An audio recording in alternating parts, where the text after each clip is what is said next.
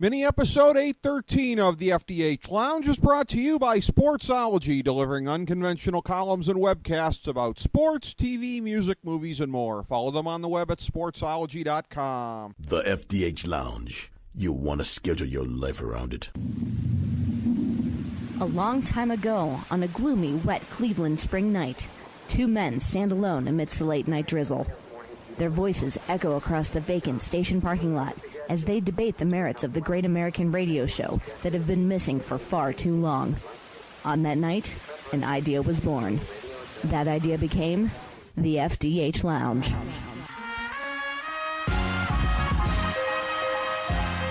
Welcome to the FDH Lounge. Hello, everyone. Welcome to the FDH Lounge. We have a very special conversation for you today. We've been looking forward to doing this since Super Bowl week. And when subsequently our guest booker, Steve Cervillo, met this woman, a very prominent media figure down in Texas, Deborah Duncan. And she is on KHOU television down there, hosting the morning show. She is the recipient of many awards throughout her career, 2 Emmy Awards, 2 Gracie Allen Awards, Telly Awards, somebody who is very active in the community, does a lot of service to the community, a very, if I can say this without embarrassing her, beloved media figure down in the Houston area, as I am given to understand.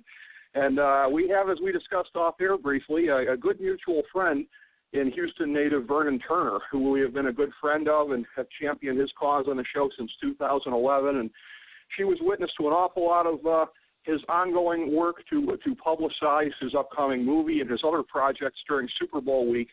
But with everything that was going on down there Super Bowl week, it was definitely a good time to catch up with her and talk about everything that she saw as it was going on. So a true pleasure to have you on the show, Deborah. Thank you so much for being with us today. Thank you so much. I feel like, a bride who plans this wedding that goes on for years, and they finally have the wedding, and then all of a sudden it's over, and you wake up and you go, is that all there is? It's gone. It's over. That's how we feel about the whole Super Bowl thing. We've been planning this for since 2013, right?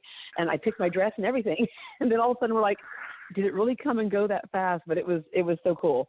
Well, I hear you. As a lifelong native of Cleveland, we had a number of things last year that we didn't necessarily anticipate happening in this city, but the one thing that we knew was going to happen was the Republican National Convention. That had been on the books for 2+ years, and everybody geared up for it. And, there is this great sense of anticipation and build towards it. And in the case of our event, it was a thing where when it was over, it was kind of a little bit of sadness and everything that had been built up. But to be honest with you, a ton of relief, because contrary to what you guys were experiencing down there, we were looking at probably having major unrest, things coming completely unglued. So we were looking at a lot of worst-case scenarios that you probably weren't. Well, the one thing we did, we all kind of crossed our fingers on was the concern over would somebody sabotage, and so the security was obviously heightened here more than ever before for a Super Bowl since 9/11 in Houston.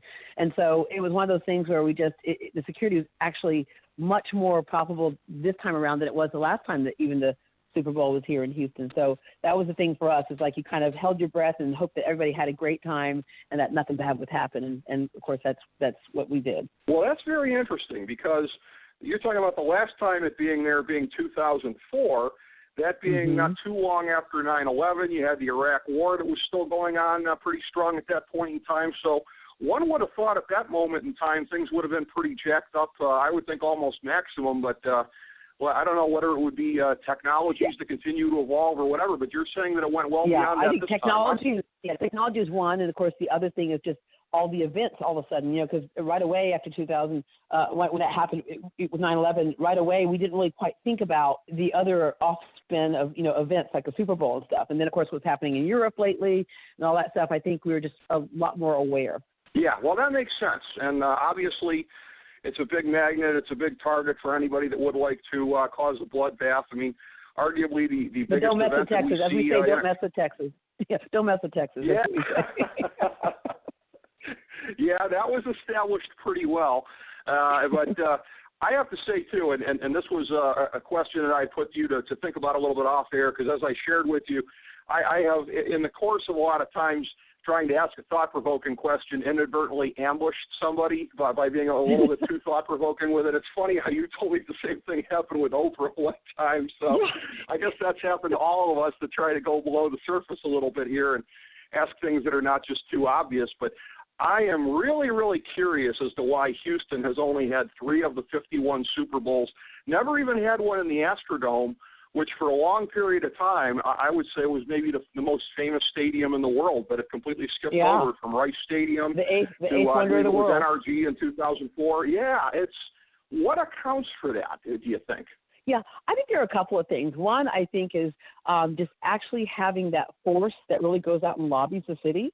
And even our own CBB will say that, we really didn't start really gearing up for that until we kind of connected the dots. Houston has always been a really dynamic city, but we didn't toot our own horn very much. We're the center of the world's largest medical center. Of course, NASA is here. We have the busiest port in the country is here. We're the most diverse city in the country and the 4th largest in the country. And a lot of people, when you tell them that, they go, really? They didn't really get that. And we're the foodie capital of the country now because of all of our diversity. And I think they really just put forth a concerted effort to connect all the dots and say, look what our city has. The other thing is that we really didn't have a connected downtown or even a connected transportation system because, a lot of us were still in our cars. And so they made the effort to get light rail together. And then downtown is absolutely beautiful right now. And a lot of people have come back downtown to live and to work. We have green space down there. So they really prepared for this to happen, which I think makes our city much more attractive for so many other things to come. See, that's very interesting because I was going to ask you a follow-up question, and I think you may have already anticipated it with some of your answers. So I think I know what you're going to say, but I'd like to hear you elaborate anyways, and that being the sense that I've had, because as you said, to a lot of people, maybe Houston was kind of a secret as far as the stuff they had going on. For somebody like me who's very interested in geography and in different places, I've always thought that it was a place that was really sort of under-spotlighted as far as its importance, and I think that became more clear to me in the last year or two when I was reading some stories talking about the Gulf Coast and that, pretty soon, when we're talking about the coasts in America, it won't just be the East Coast and the West Coast. People will be talking about the Gulf Coast. The funny thing is I live on what we call the North Coast, but nobody seems to be giving much credence to that. But as far as the Gulf Coast and Houston's role in it and everything like that, for the importance that it has with the oil industry and for Texas being one of the things that really sort of propped up the U.S. job numbers for most of the last 8 years, is it a city that has really just been sort of taken for granted to a large degree? Yeah, I think so. And you're right. You hit on it, the energy capital of the world. But, when you say, why would you go to Orlando? We know why we go to Orlando. Why do you go to the Big Apple? We know why you go there. Why do you go to so many of these other places, L.A., and you have that big tourist attraction, even San Antonio? And people say the Alamo. I've been in Europe, and they go, where are you from? You go, Texas. And they go, oh, the Alamo. Well, not exactly. I'm kind of in another city. But I think when you ask people in Houston, why would you go to Houston?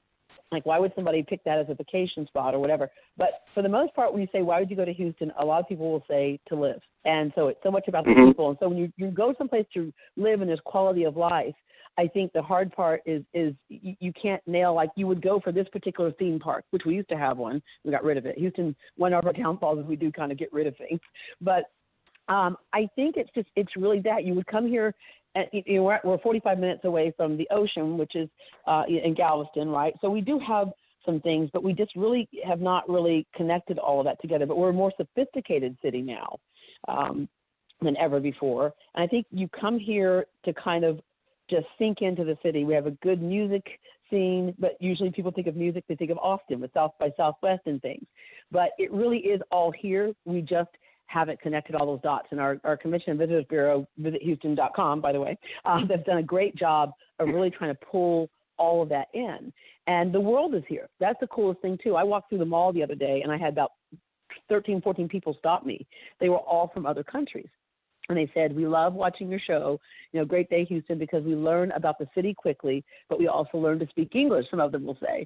So it's been pretty cool. The medical industry, of course, has brought a lot of people from around the world, as well as the oil industry. Interesting, because that was something I didn't know about it as far as it being that much of an international gateway. But obviously, anybody that looks at population numbers knows that, again, it is a very important city in that sense and has been for quite some time. A lot of times we think about Ellis Island. A lot of times we think about Ellis Island in terms of bringing, but Ellis Island was mostly a port for people coming in from Europe.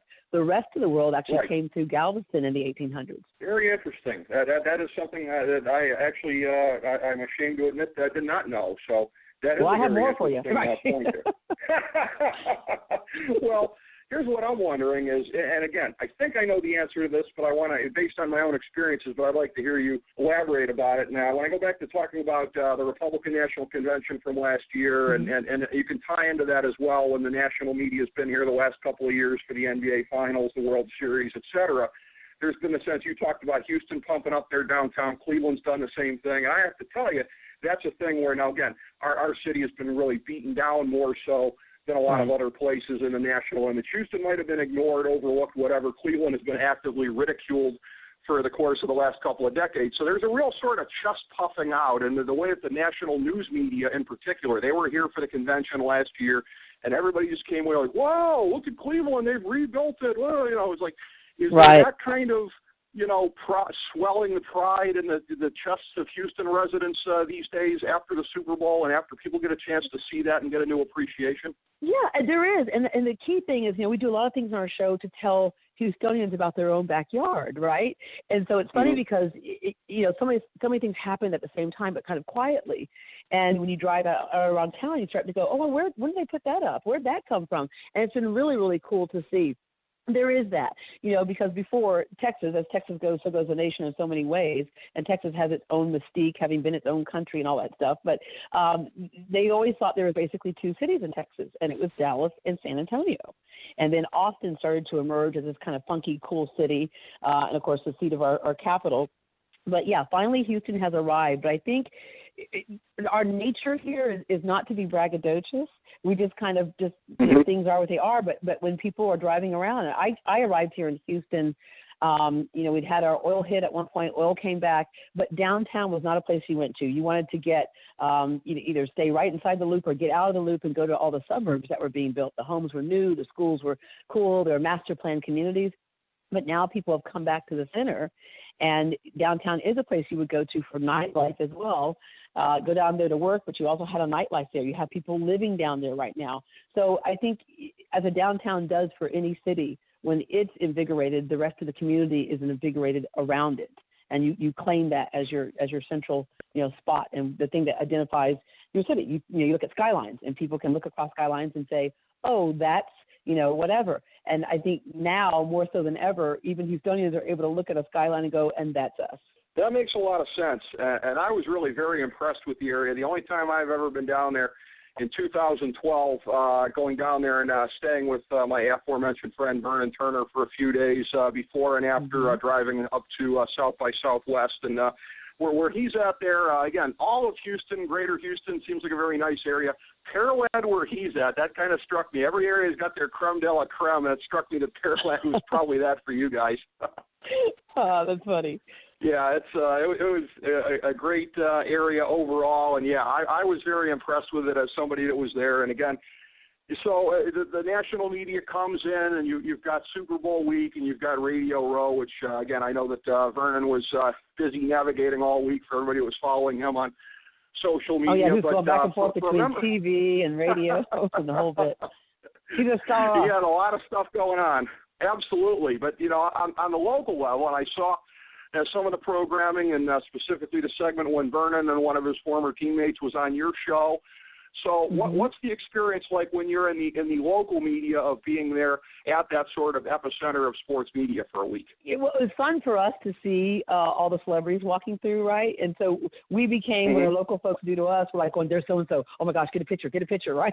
And but it was really cool. I think what also happened is that having this event here, everyone was just nicer to each other. It was like we were all experiencing something together. So who I took a lot of my pictures with were the security guards that were outside, the custodians who were sweeping up. They were just like, Miss Duncan, can we please get a picture? This is so exciting. I did the part of the training seminar for the 10,000 volunteers. And when we saw those 10,000 volunteers who were, signing up for whatever job they could do around Super Bowl, They were so cool. You saw a surgeon standing next to an unemployed person, standing next to somebody who sells popcorn at the stadium. So everybody was just in it together. And it just was such a rise in like kind of, city pride and the whole bit, because everyone was doing the whole thing together, and people stopped what they were doing, their other jobs, to break down and then go out and do whatever the Super Bowl committee needed them to do.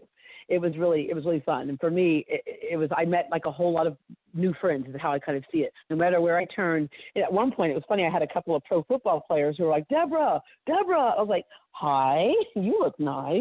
And they're like, I play for such and such team, and I know you from. It's like, oh, wow, that's cool. So it was really fun. But it just was one of those moments where everybody was kind of walking the same path, and we knew something good was happening here, and we all got to celebrate it at the same time, and it was at every level. Whether you ever went to the game or not, whether you ever saw a celebrity or player, we were all still having a great time with this whole event. Those moments of time are very special. Yes, I can definitely attest to that, when you've got something that huge going on in your town, and this is the sort of spirit that grips everybody. Now, what was your game day experience like? Were you watching at the stadium, or were you at an event elsewhere? No, okay. My son was actually born on Super Bowl Sunday when the Super Bowl was last in Houston. Yeah, so it was funny because I got up to go cover it because we had been covering it, of course, all week. I was a news anchor at the time, so I was covering news, and we would anchor down at the NFL Experience and the whole bit.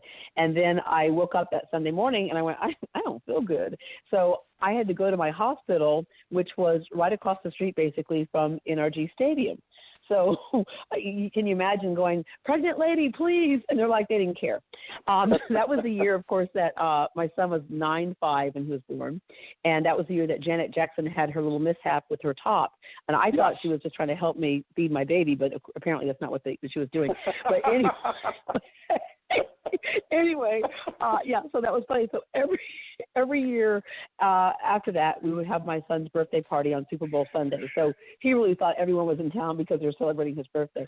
But so every year we do that. So that's how we watch the game. Was we have a big cookout at our house, and all of his friends come over. And of course, when you have a grown-up cookout where the food is like really good, then when they RSVP, they don't just drop their kid off and keep going. The parents come too. So we had a house full of people watching the game. Well, yeah, you beat me to it. I was about to make some kind of joke along the lines of that you were apparently the one person in America who was too busy to be scandalized by Janet Jackson at the time there. But that is a very unique slice of life to have actually given birth to your son in the Super Bowl city on Super Bowl Sunday. That's something that. Yeah. I mean, that's a story that few people can match, to be sure. Right, trying to get through traffic. That's all I wanted to do. I'm like, I don't care about the game. I just want to get to the hospital, please. Oh, yeah, and that was. Now, were you running into any kind of issues as far as because a lot of times for security reasons or whatever, the streets blocked off or whatever? Was your journey to the hospital made worse in any way by the fact that it was Super Bowl Sunday, or just the usual amount of chaos?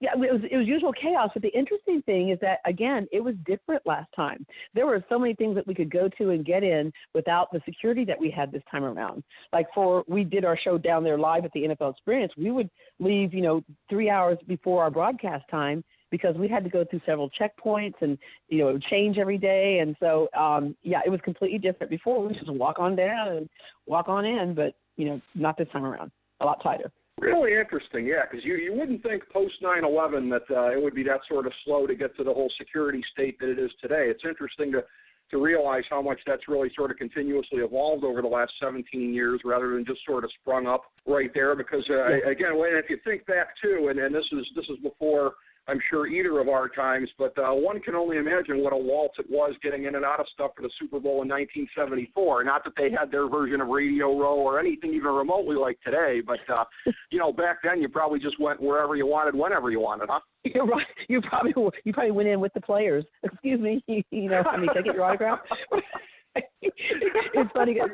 I used to work in Dallas, and of course, I went to a couple of Super Bowls with the Dallas Cowboys. And Roger Staubach was talking, and he was joking, but he goes, back in my day, you were a quarterback for the season, and then you went and worked a job selling shoes to fill in the gaps, right? Because today they're getting $50 million, and it's a little bit different. But and then that they would just walk up to people and say hello and the whole bit. And now, of course, it's just very tight on the security with a lot of the players. Like I tried to get with Tom Brady, but he wasn't interested. So Joking. He was a little busy. We were yelling from afar. Yeah, we're yelling from afar. Tom, look this way. Look this way, Tom, please. I just want to see your face. Well, and you've anticipated another question of mine, which is basically the way that the game turned out. Now, again, it was an exciting Super Bowl the last time it was in Houston. First time it was there, not so much. The Dolphins pretty much just steamrolled the Vikings. Last time it was a fairly exciting Super Bowl. It did come down to the wire, but that's not one of the ones that we really remember as one of the all-time greats remember, for whatever reason. The last Super Bowl, yes, it came down to the wire, but everybody was thrown by the whole Janet Jackson thing. So it was like we had all kinds of events happening at the Super Bowl. So, but yeah, this time it was a great game. But I think people look at it and they go, okay, it's just entertainment. Why do we go through all of this? But sports teaches people so many lessons. Anybody who plays a game can tell you look at the race relations that we have today. But if you're playing a game and you have a common goal, you don't care what someone's religion is, you don't care what their race is. You have a goal to get done. And what we loved about this one, of course, is no matter, I really didn't have a dog in the hunt. I didn't care which team really won. But I love that whole thing of when you're down, you're not out. And so when they came back, legitimately came back and did it. So there's so many different lessons that you can extract from sports and from a single game. And I think that's like the overall reason why we gravitate so much to it. I love seeing grown men in the crowd screaming at the referees and going crazy about the grown men and women, for that matter, going crazy. It's like, do you know any of these people? And they're like, no, I just, you don't know anybody down there, but you're acting like that's your child on the field. But it's cool because people get invested in something and they get invested collectively in something, and we all learn stuff from it. So I love it. As a guy who was making multiple sobbing phone calls after the Cavs won the championship last June, I think I can kind of understand what you're talking about there. So, that's what this kind of brings out in all of us. And what's interesting, of course, is that the Super Bowl, and the few times that it hasn't played out that way, it's been a fluke. I know that I think the Rams played a Super Bowl in the Rose Bowl, and the 49ers played one at Stanford one time, but by and large, it's inherently a neutral site game. So it's a thing where it's in a city that's divorced from the two teams. Once in a while, maybe it'll be a city that hates one of the two teams, which makes it interesting, but usually it's just a neutral kind of a deal. What happened here, of course, I was talking to one of the folks who's with the Houston Texans, and she's like, look, I know it's like we should support our Texas team, but when they lost, we said at least there won't be a star flying over our stadium, because there's a rivalry, of course, between Houston and Dallas. But would that not have been the coolest thing ever, a Super Bowl game between Dallas and Houston in Houston, and Houston wins? Yeah, that would have been the ultimate, certainly. But I'm wondering what the kind of sense was after the game down there in terms of, again, the last time it was an exciting Super Bowl, came down to the wire. Maybe not one of the ones that's going to be remembered until the end of time. This one seems like it's going to be shattered the record for biggest comeback, so memorable in so many ways. Is there an extra sense of, it would be overdoing it, I suppose, to say civic pride, that it was a sort of historical event, but like any extra kind of sense of oomph for all the locals down there of like, this is a game they're going to be talking about till the end of time, and it happened here. Yeah. And I'm not quite sure they were so hooked on the game, but I think what I heard a lot more people say, and there's people in city government, people in business, was we showed that we can do this. So keep them coming. Keep things coming this way, right? And so we have other playoff games that we have Final Four and stuff like that. They're like, keep them coming because we showed that we could pull it off. So, I don't know so much that it was invested in the game itself because it wasn't one of our Texas teams, right? But it was an event that everybody saw and that we were able to pull off in this city. And I think that we're finally emerging where you can. I did it several years ago. And I say several, probably about 2 or 3 years ago. I went around and asked people who has the largest medical center in the world, and people didn't know who has one of the best, museum and theater districts, and people oftentimes say New York or LA, right? Well, it's like Houston does too, and they're like, really? Yeah, all this stuff is right here in your backyard. So I think what it did is it showcased that not only are we a dynamic city, but we can follow the marching orders and carry out events like this as well. Yeah, but I'll tell you what, though, I can kind of relate to what you're saying there, and I realize that, again, it's been 20-plus years since the Rockets won their championships there, but what you're saying sort of puts me in mind of, during that long sports oasis, or desert, rather, I should say, of all those years in Cleveland, we used to talk about the Cleveland Clinic, the Cleveland Orchestra, whatever. I think it's going to be a lot easier shining a spotlight on all the other stuff you got going on there, Deborah, when one of these teams gets it done again, because everybody seems to pay a lot more attention when that's happening for whatever reason. Absolutely. Sports is, that's it. That's the reason why we sleep it, drink it, eat it, right? Sports is it. And you're absolutely right. And it's so hard. We had, New Orleans, and they finally won their Super Bowl, and they were like, we waited, was it like 30-something years? And we keep thinking, okay, keep hope alive, right? And Houston, you're right. And it's funny because the celebrities today, although we have like J.J. Watt, and stuff, but for the most part, people still respond to when Akeem Olajuwon comes to town.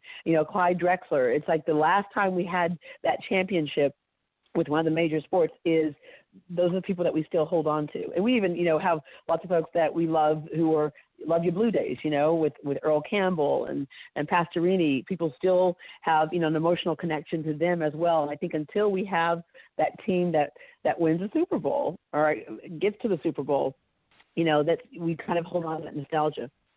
That's the way it goes. That's absolutely the way it goes. Even somebody as polarizing as Jim Brown, that's how he retains popularity in this town, even after things like allegedly the woman flying off the balcony the one time and whatever. Hey, he won the 1964 championship, all these other things. So, yeah, I can believe that. That's sort of the blind spot we get with our athletes. Sports is very forgiving. That's why I keep telling my son, you need to run fast, dunk well, or something, right? But it's because Carl Lewis is here, and of course we love him too. He just went back to the University of Houston and is coaching track for free. He said that university gave him so much, and so this is his way of giving back. Well, so much of what he had was God-given, but, if anything involving technique could sort of be imparted to other people, certainly he would be somebody who could do that. So, yeah, I would think anybody would be fortunate to be coached by him in track. That must be an experience to cherish for anybody that's going through it. But, it's definitely indicative of things down there in a very interesting marketplace in your town, no question about it. And as we alluded to earlier, Super Bowl week being a thing, a good mutual friend of ours, Vernon Turner, a resident of Houston for a good long period of time now, I know that he was really sort of pointing towards this, and I know that as far as some of the behind-the-scenes maneuverings went, as far as getting everything going, he was really pointing to this for Super Bowl week in terms of getting ducks in a row, and really had things not gone as they had as far as getting some of the screenwriting stuff coming into play and some of the other business things, then he wouldn't have really had as much to promote. So he hustled for several months, and I was so happy to see that Super Bowl week, it was all able to play out. He was able to get the message out there about the movie that's coming, the charitable type stuff that he's doing. Of course, your show featured when he was playing the flag football game for the Wounded Warriors. So talk about your observations. Again, you interviewed him on the air that week, but of being around everything that he had going on Super Bowl week. I even before then, we had interviewed him the first time, a few months ago, and we found him through, I think it was Steve, who's his business partner. But we do a segment called Beyond the Jersey. There's so much that we focus on in terms of how much money they make and who they're married to and all this type of stuff. And really, this is what I think gives so much more weight to a game, a sport, right? And Vernon's story was just so amazing. I was in awe of that man. And it wasn't because of what happened to him. It is how he handled it.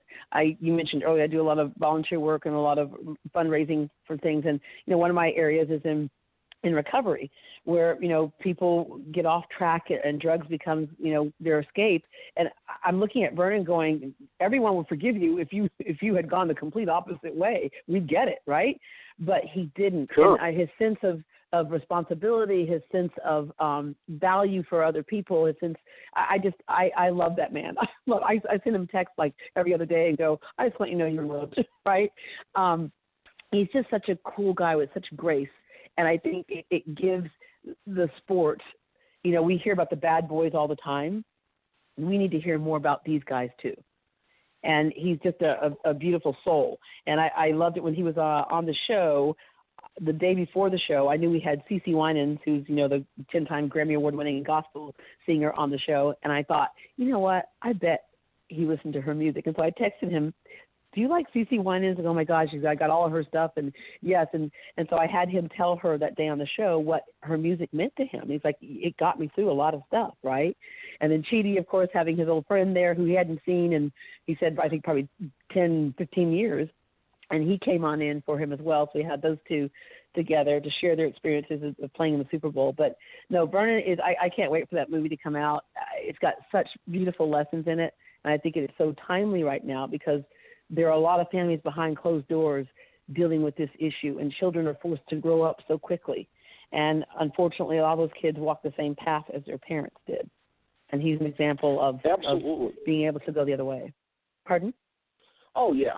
And being the first project that the Players Tribune, Derek Jeter's group, is going to be putting out, of course, again, it is going to take on the flavor of being a sports movie. But as you know from knowing the story, and I think as for anybody that's heard our multiple conversations with Vernon on this show, again, a lot more of a life movie than it is a sports movie. It's got sports flavoring, of course, and football was instrumental in helping to pull him out of his circumstances. But the real story, as you so correctly indicated, there is him, everything he went through, his drive and his determination to get past these circumstances. And, yeah, I know he did a lot of reconnecting when he was down there. You talk about his old friend Chidi that he hadn't seen in a long time. I think he said on your show probably about 20 years since he'd seen him. And wow. I know that there were some other folks, too. The legendary Bills receiver Andre Reed. I don't think he had seen him since like the 90s. When he was still playing, so there was that, and it's always very interesting too.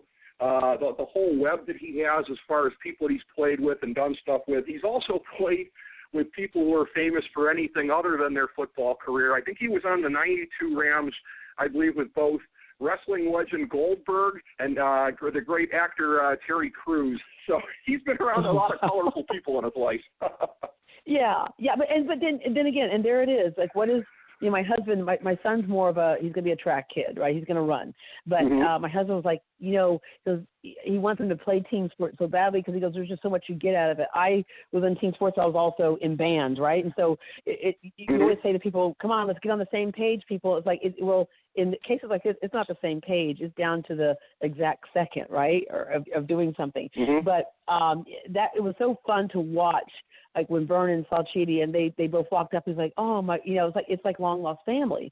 And then to see other guys recount the stories of experiences that they had together in that one moment of crunch time, where again, like I said earlier, you're from so many different backgrounds. Everybody had a whole different path.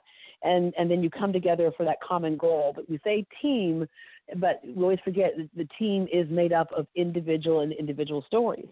And it's not always the glamorous stories. And so that's what was so cool about being down there and hearing all these different tales, if you will, like the fishing stories, right? We caught one this big, but anyway, they all had their stories, and they're the moments that you didn't see on air or broadcast. It's stuff that happened on the bus or on the plane or in the locker room. So it was really cool. It's definitely a very interesting fraternity, of sorts, and it's a whole family in itself. It really is, and I know, for example, that the CBS Sports sideline announcer Steve Tasker, of course, he will always be best known to football fans as maybe the greatest pure special teams player ever, a guy that was just a warrior on those Bills teams back in the day. And I got a big laugh out of this. You talk about stories. I got a story from Vernon one time about he approached Steve. He went up to him at one of the media things that he was at, not Super Bowl week. This was like a couple of years ago when his book had first come out. He came up to him, gave him a copy of the book. He opened it to the page there. Of course, they were teammates with the Bills, but the next year I believe that he was with the Rams. There is a picture in there. It's one of the greatest football pictures I've ever seen. Steve Tasker lighting him up. Vernon's feet must have been like 3 feet in the air from the tackle he was getting from Tasker, and he said Tasker was just laughing uncontrollably looking at that picture. So those are the kind of things, you talk about, stories that are like larger than life. Anybody gets a copy of Vernon's book, and I understand that there is going to be another printing of it coming out here. That's the kind of stuff you got to look forward to, and those are the stories that just make you smile when you hear them.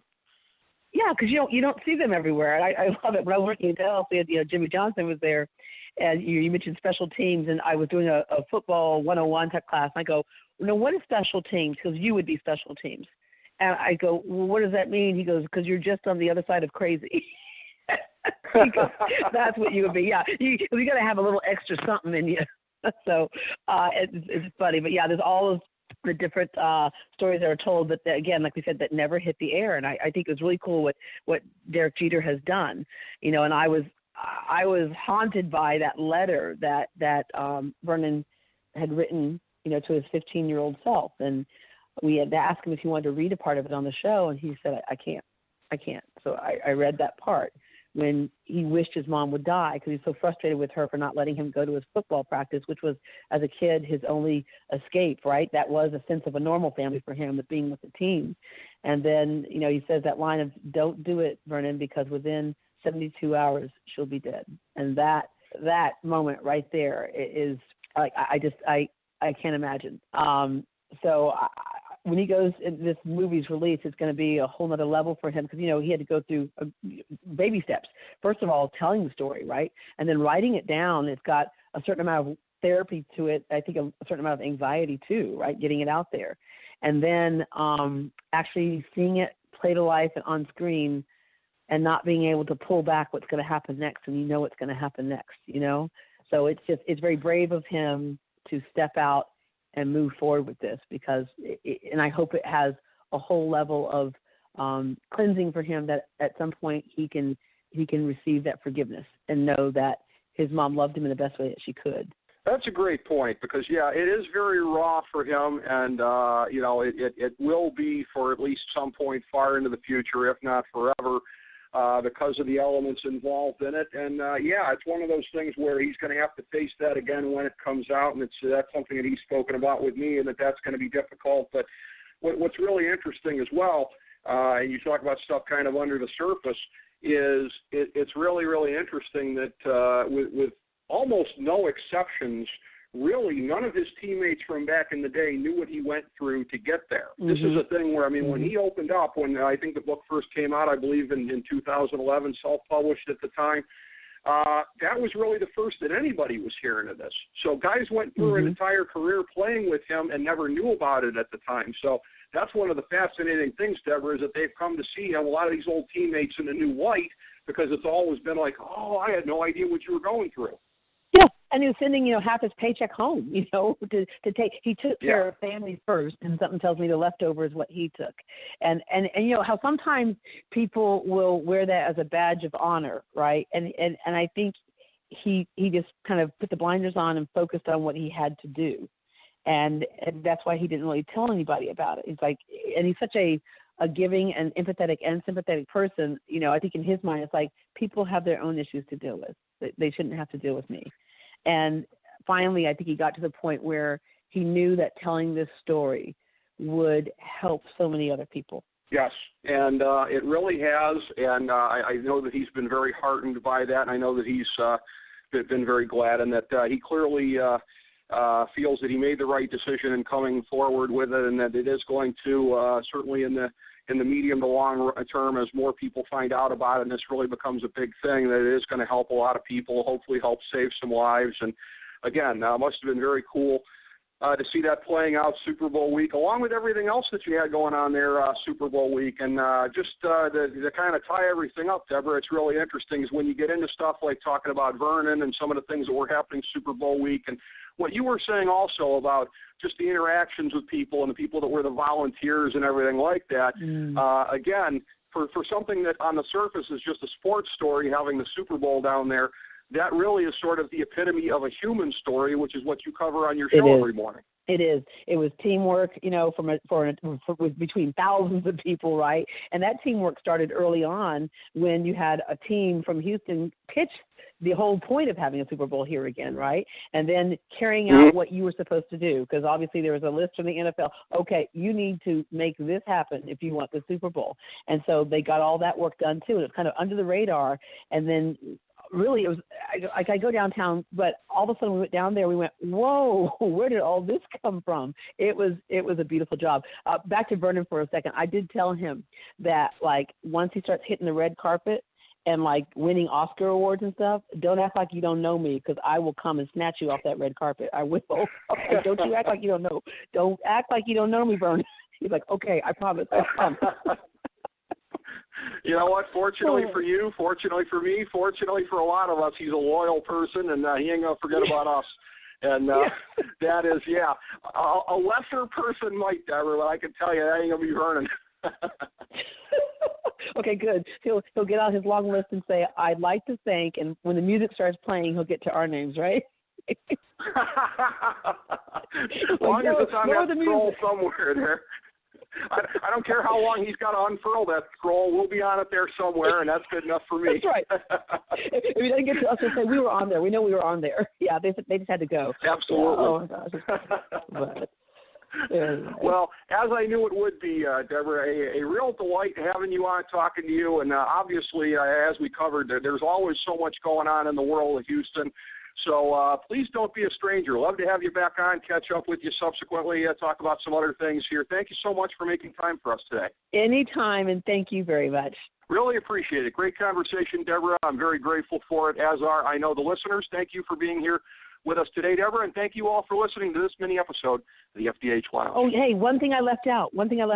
We're also the home of the world's largest rodeo, which starts next week.